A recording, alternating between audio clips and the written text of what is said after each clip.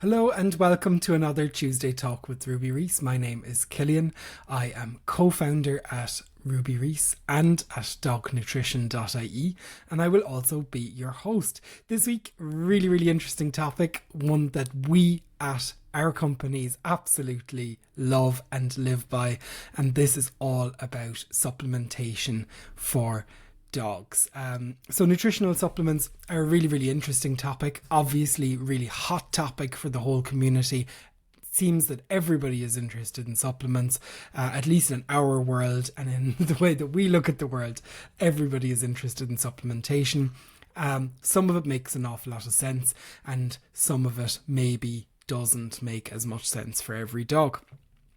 So it's worthwhile pointing out that every single dog is, of course, an individual, and they'll have their own needs. They'll have their own needs at different life stages and going through different illnesses, and maybe sometimes they have phases in life where they're heavily involved in kind of sports and things like that. So their needs are going to change over time. Even a working dog will often, after being, say, a lovely shepherding dog for years and years, will then eventually go into retirement, and lots of them go into family homes and live a very different lifestyle in front of the fire. So I suppose it's worthwhile pointing out that every dog has changing needs over their life, and every single dog is an individual. So talking about supplementation, why do we use nutritional supplementation for our dogs at all?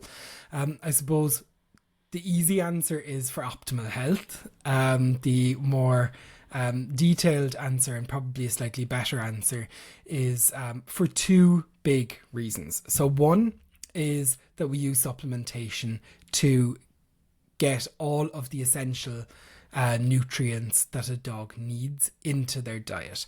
Now, this means kind of bringing up at least to the very minimums, say, of your omegas, of your vitamin D, vitamin B, A, etc. So that you're getting all of these vitamins into the diet. Now, if you're using a commercial food, some of this work will be done. It technically should all be done for you in advance, but sometimes it's done in better or worse variations, let's say. And I think on that point as well, it's worthwhile noting that minimum requirements might not necessarily make your dog live their happiest and healthy, thriving life. They might still do really well with a little boost of certain nutritional elements as well. And the second reason that we supplement is for specific health benefits. So for example, if you are using something like a prebiotic, you're using a prebiotic to feed the probiotics, the bacteria in your dog's gut. So an example of this is like in our gut balance product at Ruby Reese, we have chicory root inulin, which is a prebiotic. It feeds the probiotics that are already in your dog's gut, the bacteria, and that has associated health benefits in kind of getting that whole system up and running. So that will be the additional benefits. It's not like the chicory root is being added into the diet to up the levels of a specific vitamin or a trace element, or the fatty acids and the proteins that our dogs need. It's nothing to do with that, but it has another effect in the body. So that was my little rant in and around supplementation. I think another element to it is, before we move into the guest conversation, is about sometimes supplementation needs to be kept simple. We strongly believe in kind of single ingredient or 2 or 3 ingredient natural supplements for the most part. I mean, you can't have everything, but I think the most natural and the most clean your supplementation is, the easier it is for you to add and subtract those from the diet once you see how it's impacting your dog. There's some supplements out there on the market that are, I suppose, they might be very easy to consume for your dogs because they come in a nice little treat format. But if you look at the ingredients, some of them have like 10, 15, 20 ingredients in them. And that in itself may or may not be a problem. I mean, it depends on the dog. But where I do see problems is that some of them come with not just very, very many ingredients, but also loads and loads of claims saying that they're going to stop all itching in all dogs, and they're going to, change your dog's life with this one simple pill, or treat, whatever it happens to be. And I think that's equally quite difficult to understand how how that impacts all different dogs with all different types of ailments. So I think it's worthwhile pointing out that some natural supplements have very proven and very widespread effects all over the body, and I'm thinking here immediately of a high quality omega oil, but there's also taking claims a little bit too far in saying that it's an absolute wonder machine, because no supplement can treat absolutely everything. We haven't done it for humans, and we haven't done it for dogs. There is no one pill that you take in the morning and that solves you for all of your nutritional and medical and whatever needs. Anyway, I've done enough ranting. My guest today is Chris from dognutrition.ie. So I know Chris really, really well, as seen as we work together absolutely every single day. But indeed he knows this podcast very, very well, because not only has he been on it before, but he also edits this podcast every single week. So he does actually spend more time on this podcast than I do in a given week, and I get all the credit for it. So with lots of applause for Chris and the effort that he puts into editing and getting this podcast online every week, we now introduce you to the conversation that we had all about supplementation, thanks to dognutrition.ie. Hello, Chris. Welcome to the podcast. How are you doing? Wonderful. Thank you very much for having me. I'm going to ask you to introduce yourself in a second, just to explain to everyone that's listening in. We're just not going to break the format that you're used to and that we're used to. So we're going to roll with it exactly as you'd expect. So, Chris, once again, welcome to the podcast. Would you do us the pleasure of introducing yourself briefly, please? Yeah, hi. So I'm Chris. I'm co-founder of Ruby Reese and dognutrition.ie. And I'm actually the producer of this show in the background, normally. Exactly. So welcome onto this side of the screen. I know you've been on before. We're going to talk a lot about dognutrition.ie and what we spend a lot of our days talking about, supplementation, the word that's on everybody's lips.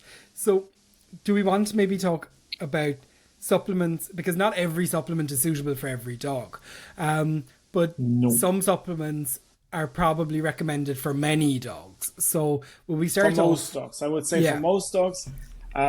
Actually, there are supplements we recommend on a regular basis in nearly all of our plans. As you said, not for every dog. I mean, every dog is different and every situation is different. So you should always ask if you're in doubt. But yeah, generally speaking, for example, let's start with the first one. Omega-3 is one I would recommend for nearly every dog. Mm-hmm. Okay, so going into omega-3, first of all, why do we supplement for omega-3? So omega-3 is basically, it is superfood for literally everything in the dog's body. It is good for the brain, it is good for the coat, for the joints, for the heart, there are even studies that it may help to ease epilepsy in dogs. So it is a no-brainer to give to your dog. This is something you really should do. And I know in my intro I complained a little bit about supplements that kind of claim to do everything, but omega-3 is just one of those that it has such a critical function in the body, right? I mean, it plays a role in a ratio with omega-6, in fact, and they play two really kind of opposite roles, and both are really, really important together. Exactly. So omega-6 is known to be in high amounts inflammatory. We still need it, and it is in most of, like, nearly in every meat product there is omega-6.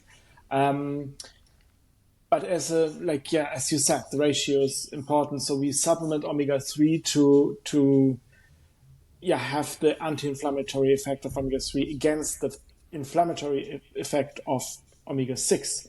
So in the right ratio, they're actually very good for the dog. I hope this made sense. Absolutely. It's dragging that essential function of that kind of anti-inflammatory function back into the ratio. So it's really good. And are there anything to watch out for then when you are looking at different omega-3 supplements?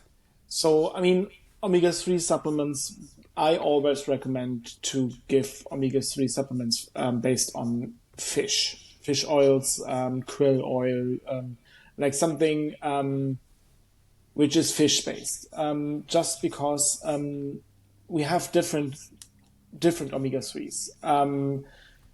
The ones we are looking out for, the dog can really convert and use in the body, are normally directly available in fish products.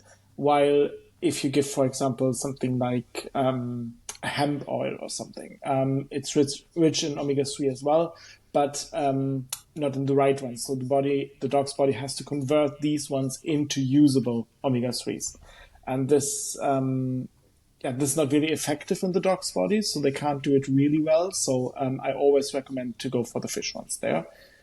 And then the second point, if you buy an oil, always have a look what kind of oil, first of all, you're buying. Like, I mean, it should be of high quality. And what's really important as well is the kind of bottle it's coming in. Because omegas normally are not good with light and oxygen. So when it comes to light, you're looking for at least a dark bottle, a brown or black one. Ideally a metal or an aluminium bottle, because there no light is coming in there. And then for the when it comes to oxygen, I wouldn't recommend to use a pump bottle or spray bottle, because the contact with oxygen in these, like while using it, is way higher than with a just normal pouring bottle. Yeah.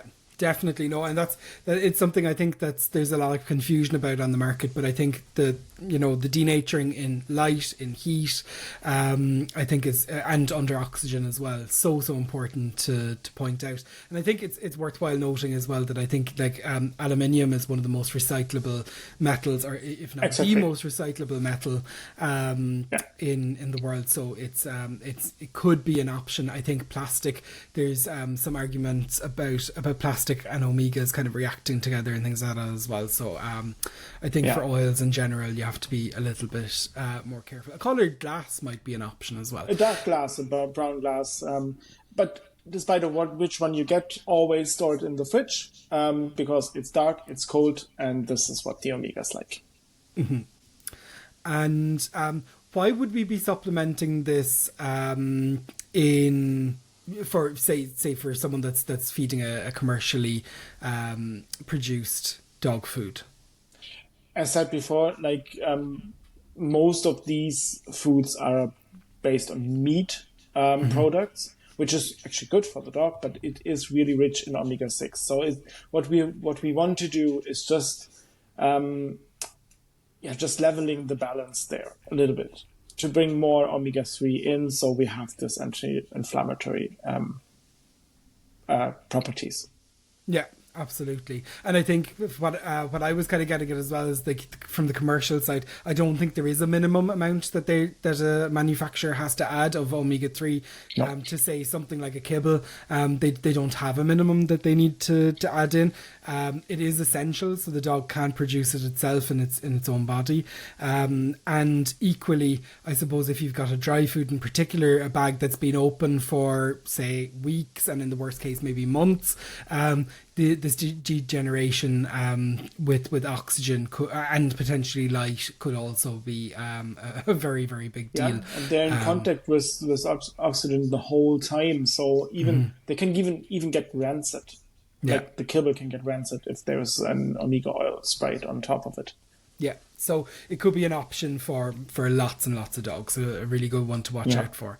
Then another thing that we have spoken about recently quite a lot is kelp seaweed.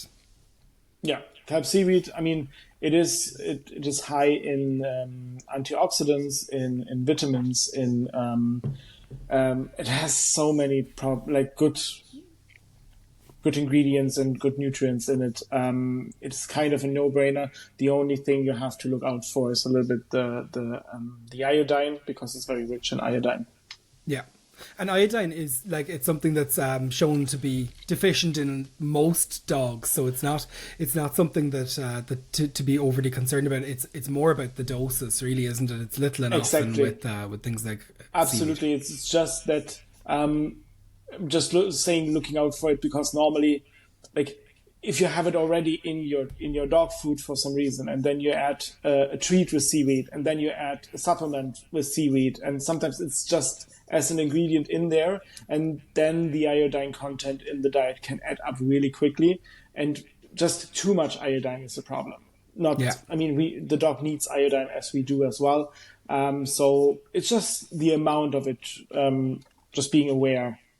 Yeah, exactly. It's great for the teeth, great for the skin. Yeah. There's so many trace elements as well. I think us Absolutely. humans are going to end up eating a lot more seaweed in the next couple of decades. I think one of the next superfoods coming out is definitely going to be in and around seaweed. I know that it's eaten quite a lot, for example, in Japanese culture. But I think it's something for us here in Ireland. It's going to be incredibly important for our nutrition and our well-being going forward. So I think that's really, really exciting. And there are different types and different tastes and everything. So yeah, definitely.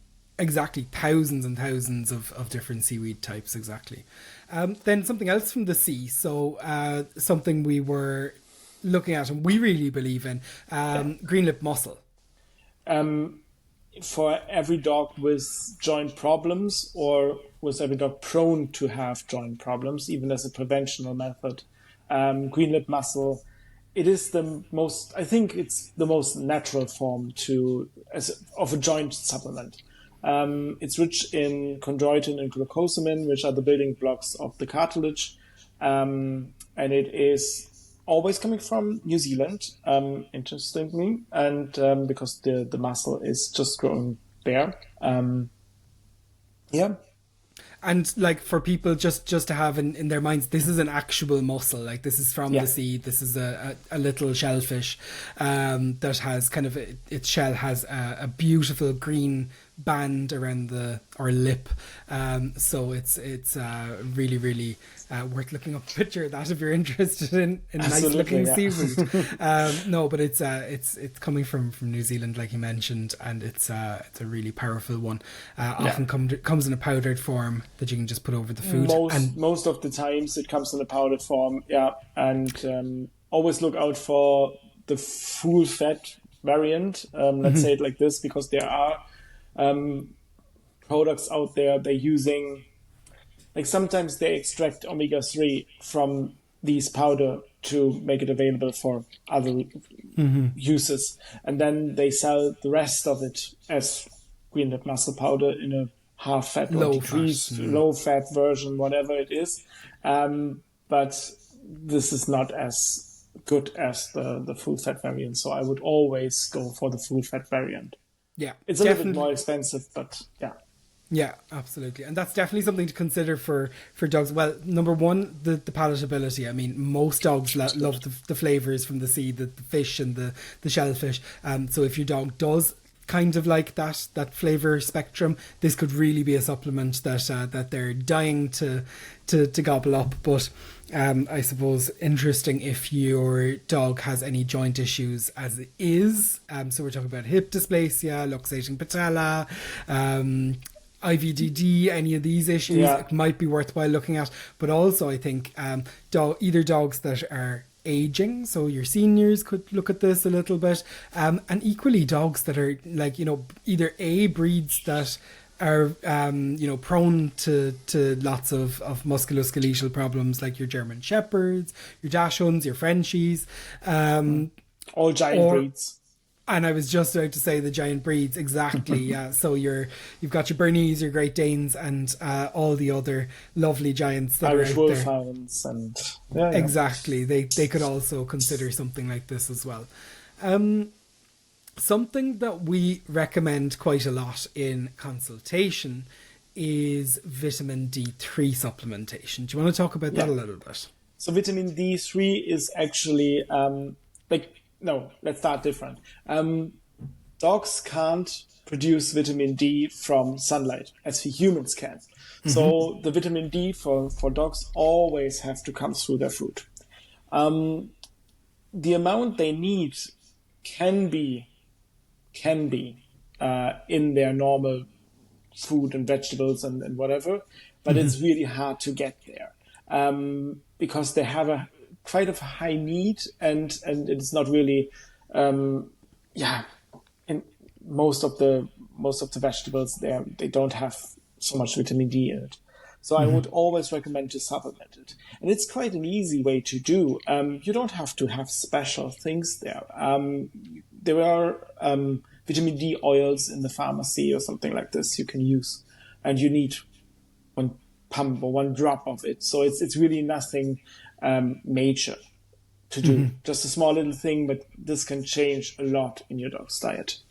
Absolutely, yeah, makes a lot of sense. And I think it's worth thinking about as well that the human world of today is definitely very, very human oriented, and our supermarkets and what's available to us is very much, it's been formed by humans. So humans had a hand in creating oranges and creating all of these like citrus fruits for vitamin C, which we can't make ourselves. But because we get vitamin D from the sun, it makes sense that our ancestors never really focused on trying to breed foods that are really, really high in vitamin D and making them available and making them palatable and have much smaller seeds and much larger fleshy fruit that's nice and sweet and tasty.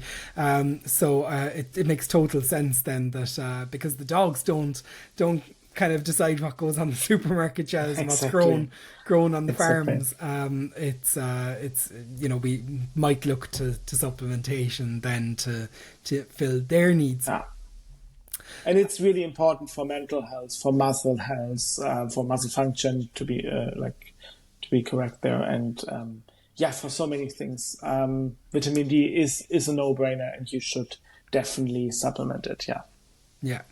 And then we had also on our list of things that we wanted to talk about, calcium. So calcium supplementation is also a big topic, and it's not one to be taken lightly either, right? It's quite important.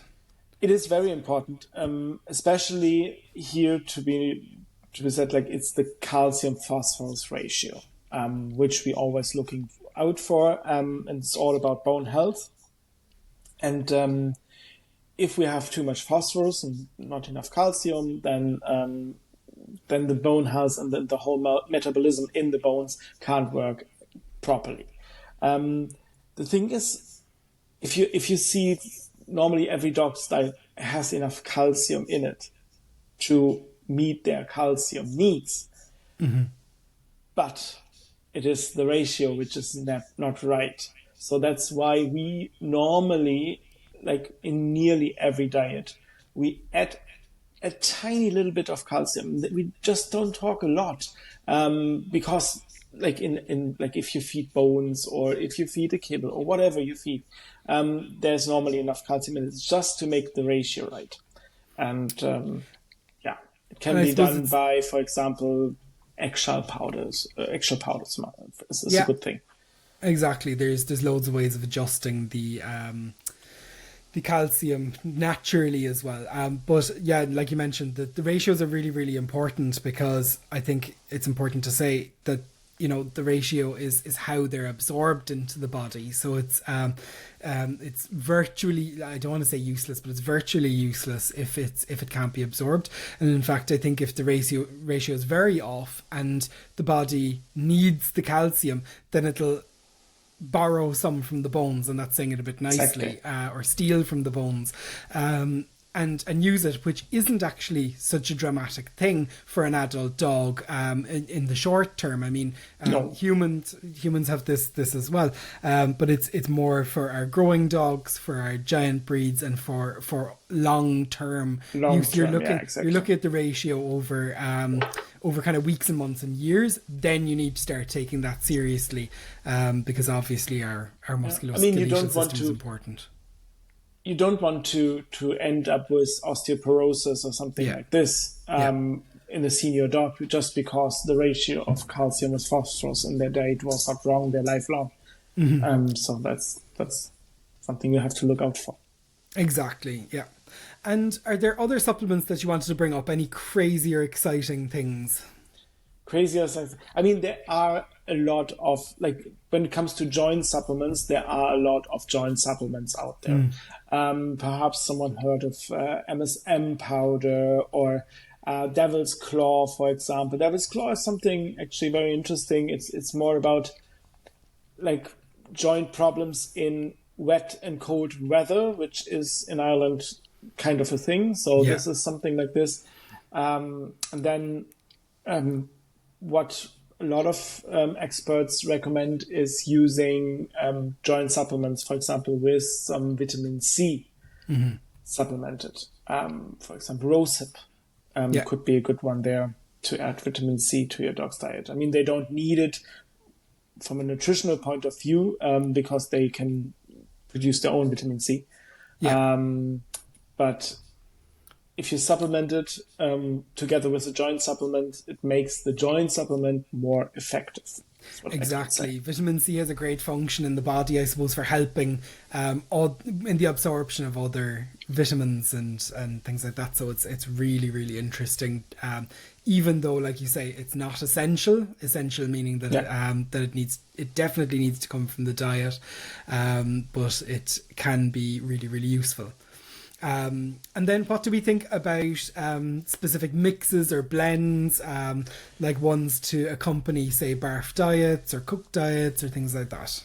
They're definitely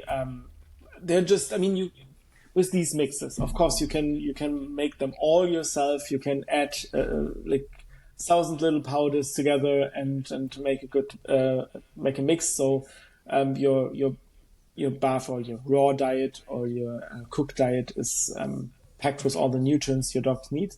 But these things are really handy, and there are so good mixes out there which you just add, and you have nearly everything your dog needs in nutrients added to their diet.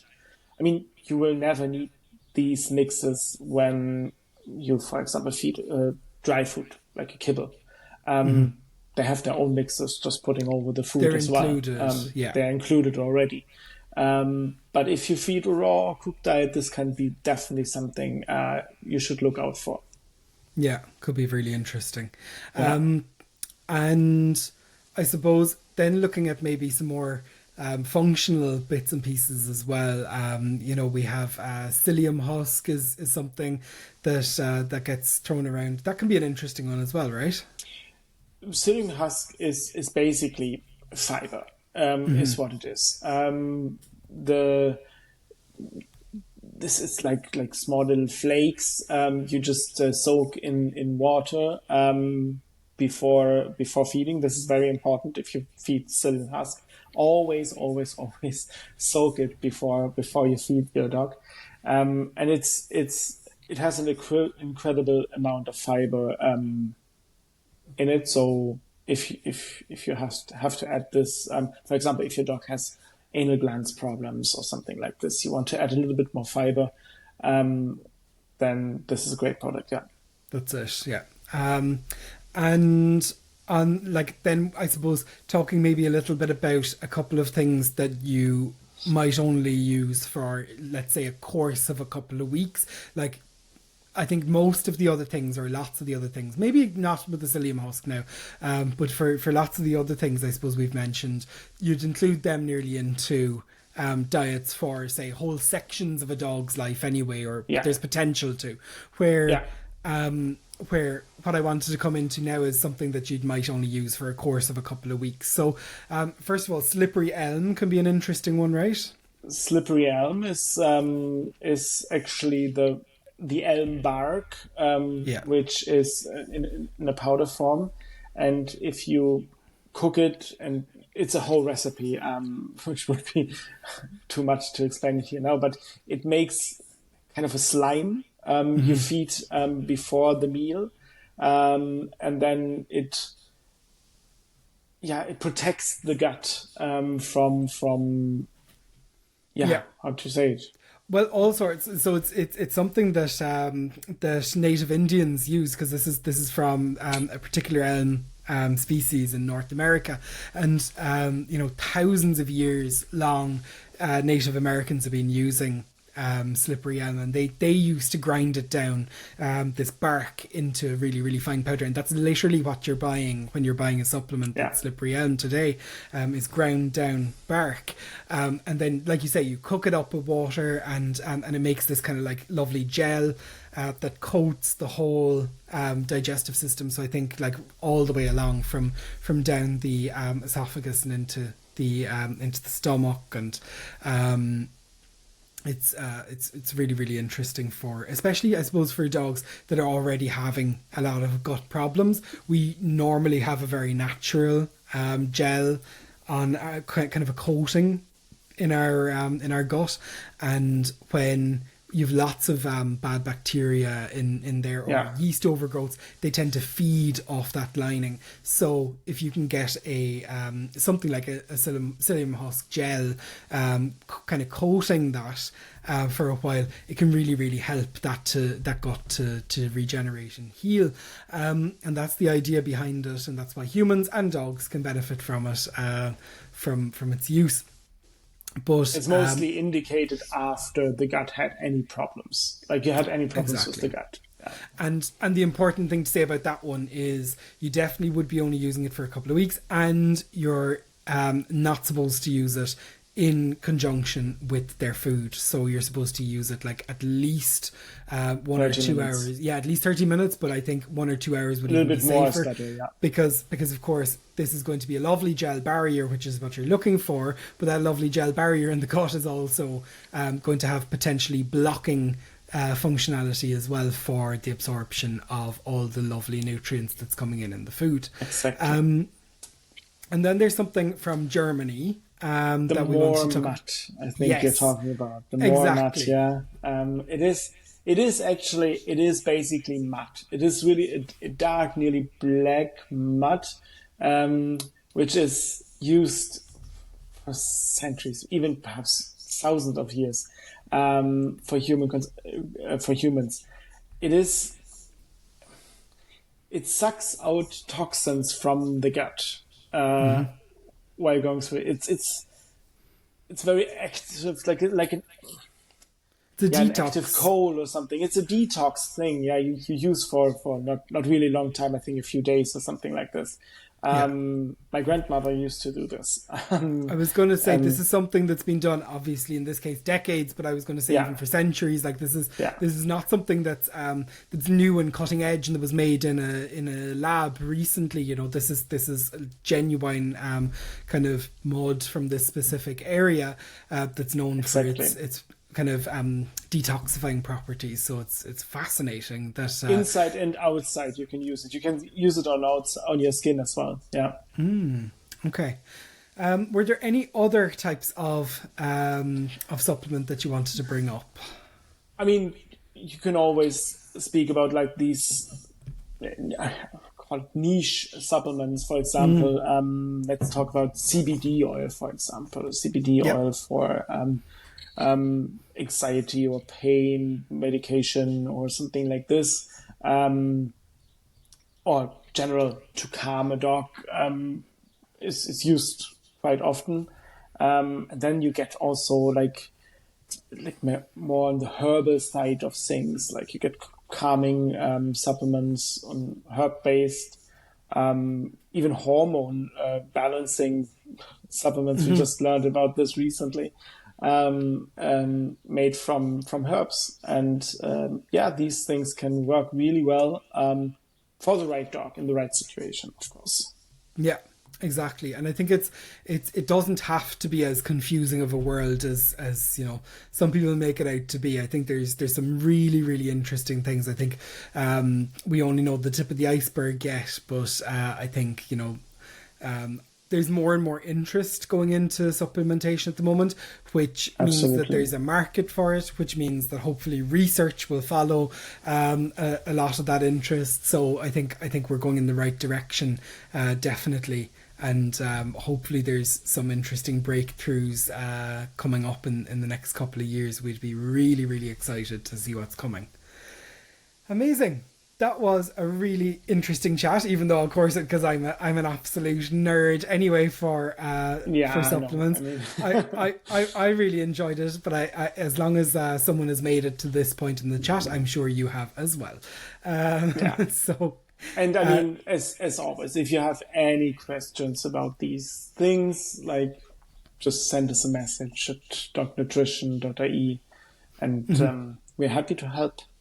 Exactly, absolutely. I think that's it. A lot of people feel overwhelmed by the range of different things available in the market, and there's definitely things there that have so much value. So I think it's just about weeding out the ones that make most sense for your dog in their right life stage, and there is help out there to do that. So like Chris said, reach out to us. We will be delighted to help. Thanks so much for coming on and joining your very own podcast, Chris. Thank you very much for having me. Perfect. Thank you very much, and see you again soon. See you.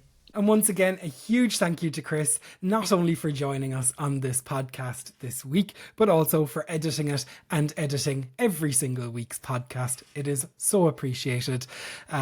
So once again, a big round of applause for Chris. If you would like to look into acquiring some supplements for your dog or finding out a little bit more about them, you can head on over to the Ruby Reese website. That's ruby-reese.com. And if you would like to speak with a certified nutritionist to kind of discuss all of your dog's needs, both the nutritional and then also the other type of supplementation that you can add in, maybe for some other benefits, like we mentioned, then you can head on over to dognutrition.ie and get in touch with us. If you fill out the form, we, at the time of recording at the very least, we're offering free discovery calls, so you can get in touch with us that way, and we'll have a quick discovery call, see if we have a good fit, and if we might be able to help you along your journey, what that direction could look like, and then we schedule in for a session. Thank you very much for listening into the podcast once again. We have no other special requests, only go on and head on over to social media and check out our, if you're following us there, and of course head to our websites as well for further information. Have a lovely week, and we look forward to bringing you another podcast episode next Tuesday.